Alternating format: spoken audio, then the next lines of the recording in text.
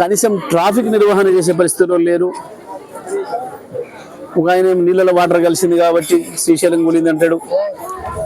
ఇంకొక ఆయనేమో డ్రైన్ వాటర్లో రెయిన్ వాటర్ కలిసింది కాబట్టి వరదలు వచ్చినాయి అంటాడు. పాపం కొత్త తరం పిల్లలు ఇవి అర్థం కాక చాలా ఇబ్బందులు పడుతున్నారు. కాస్త చదువుకున్న పిల్లలు తెలంగాణలో కేసీఆర్ గారు పెట్టిన గురుకులాల వల్ల పిల్లలు లక్షలాది మంది చదువుకున్న పిల్లలు బాగా తయారై ఉన్నారు. కానీ వాళ్ళందరూ ఇబ్బంది పడుతున్నారు.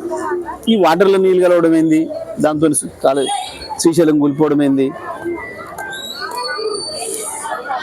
ఈ డ్రైన్ వాటర్లో రెయిన్ వాటర్ కలుసుడు ఏంది, అది నన్ను చాలా మంది పిల్లలు కూడా అడుగుతున్నారు, ఏంటి అంకుల్ ఇది అని.